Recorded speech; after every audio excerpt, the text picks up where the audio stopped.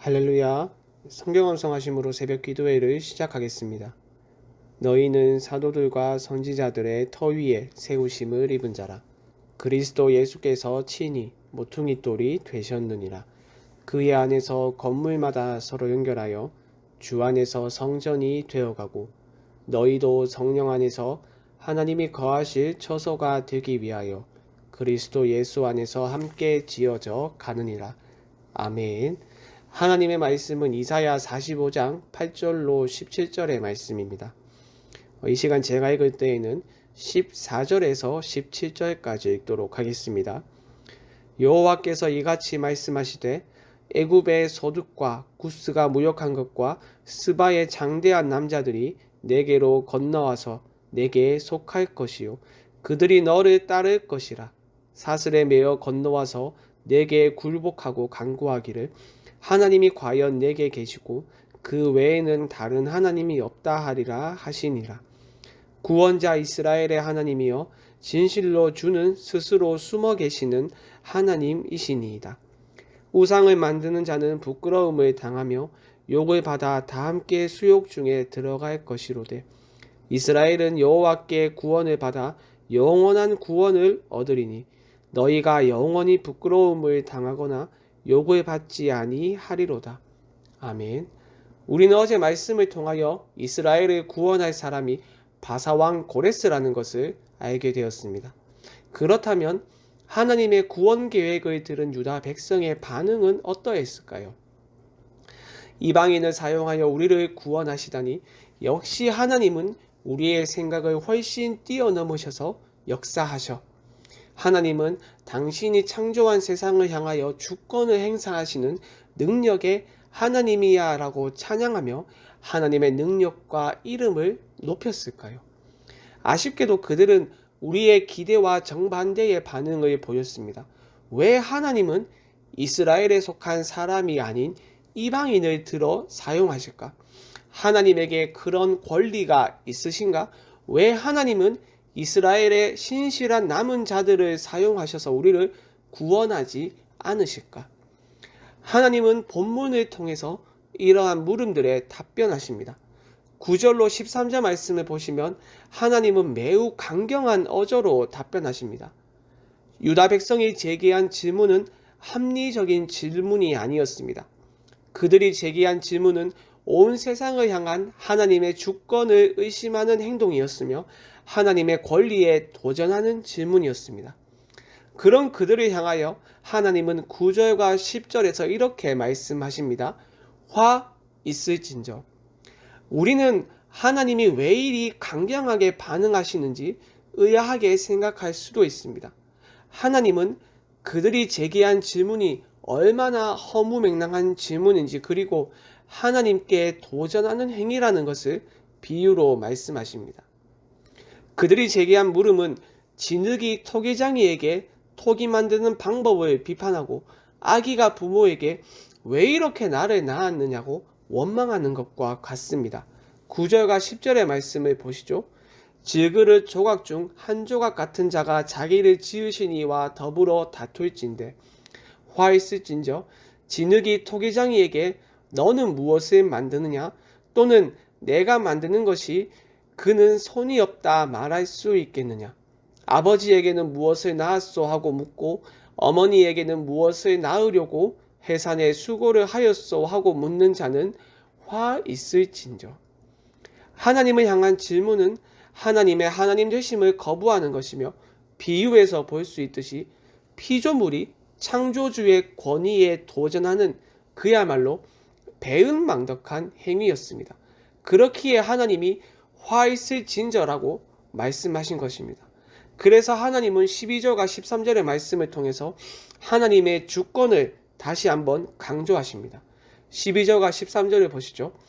내가 땅을 만들고 그 위에 사람을 창조하였으며 내가 내 손으로 하늘을 펴고 하늘의 모든 군대에게 명령하였노라. 내가 공의로 그를 일으킨지라 그의 모든 길을 곧게 하리니 그가 나의 성읍을 건축할 것이며 사로잡힌 내 백성을 값이나 갚음이 없이 놓으리라. 만군의 여호와의 말이니라 하셨느니라. 하나님이 사람뿐만 아니라 이 세상을 창조하셨기 때문에 이스라엘을 넘어 열방 가운데 주권을 행사하실 수 있는 것입니다.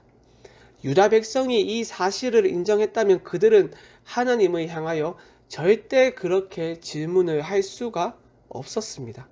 사랑하는 여러분, 그렇다면 여러분은 하나님의 주권을 인정하십니까?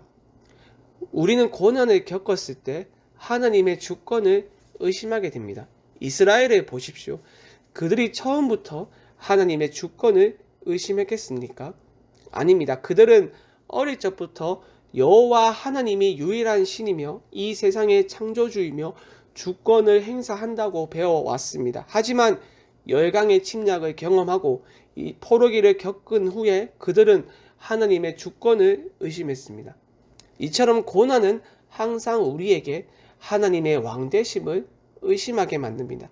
하지만 여러분, 하나님은 고난 중에도 여전히 당신의 주권을 행사하십니다. 어려움 때문에 하나님에 대한 의심이 우리의 마음을 지배할 때가 있지만 온 세상을 향한 하나님의 주권을 인정할 때 의심의 안개 사이로 비치는 한 줄기의 빛을 보게 되는 것입니다. 그러니 어떠한 상황 속에서도 하나님의 주권을 인정하고 그 뜻에 순종하는 여러분이 되길 바랍니다. 두 번째로 우리가 읽은 말씀을 통하여 하나님의 능력이 얼마나 위대한지 깨닫게 됩니다. 하나님은 말로만 이 세상을 향한 당신의 주권을 말씀하시지 않습니다. 하나님은 말씀한 그것을 성취하심으로 하나님의 능력이 얼마나 위대한지 보여주십니다. 하나님의 능력을 본 열강들은 자발적으로 하나님 앞에 나와 무릎을 꿇습니다. 14절의 말씀을 다시 보시죠. 여호와께서 이같이 말씀하시되 애굽의 소득과 구스가 무역한 것과 스바의 장대한 남자들이 내게로 건너와서 내게 속할 것이요 그들이 너를 따를 것이라. 사슬에 매여 건너와서 내게 굴복하고 간구하기를 하나님이 과연 내게 계시고 그 외에는 다른 하나님이 없다 하리라 하시니라. 당시 구스는 남방의 제일 끝에 위치한 땅으로 여겨졌고 그래서 제일 먼 곳을 대표하는 나라입니다. 아무리 멀리 있다 하더라도 또는 애국과 같이 막강한 부와 권력을 자랑하는 나라라 하더라도 여호와 외에 다른 신이 없다는 사실을 깨닫는 날이 올 것이라 말합니다. 그날에 어떤 일이 일어나는지 16절과 17절의 말씀을 다시 보시죠. 우상을 만드는 자는 부끄러움을 당하며 욕을 받아 다 함께 수욕중에 들어갈 것이로되 이스라엘은 여호와께 구원을 받아 영원한 구원을 얻으리니 너희가 영원히 부끄러움을 당하거나 욕을 받지 아니하리로다. 우상을 섬기는 자들은 수치를 당하나 하나님의 백성은 부끄러움을 당하지 않게 됩니다. 우상은 그 숭배자들을 구원하지 못합니다. 아무리 크고 화려한 우상을 만들었다 하더라도 그것은 하나님이 아닌 우상에 지나지 않습니다. 오히려 믿고 의지하였던 우상의 무능함 때문에 숭배자들은 수치와 굴욕을 당할 뿐입니다. 하지만 하나님은 홀로 유일하신 하나님이시기에 당신의 백성을 구원하십니다. 이스라엘은 영원히 그리고 언제까지나 부끄러움을 당하지 않습니다.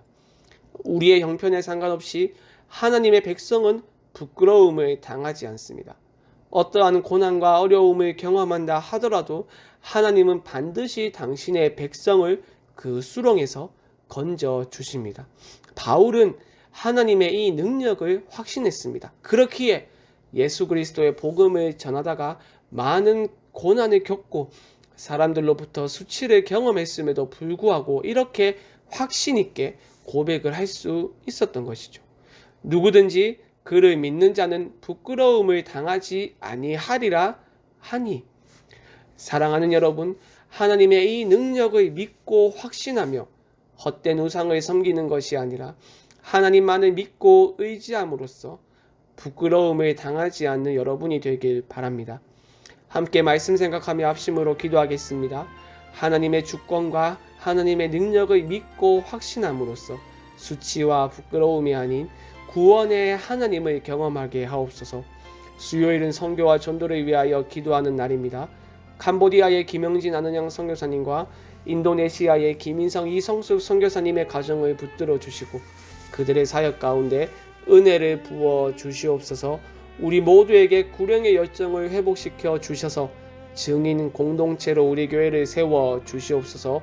마지막으로 코로나 사태를 속히 종식시켜 주시고 이 일을 통하여 한국교회가 다시 복음으로 돌아가 복음의 능력을 회복할 수 있도록 붙들어 주시옵소서. 이 외에도 각자의 기도 제목을 가지고 자유롭게 기도하시면 되겠습니다. 주님의 이름을 한번 부르고 자유롭게 기도하겠습니다. 주여.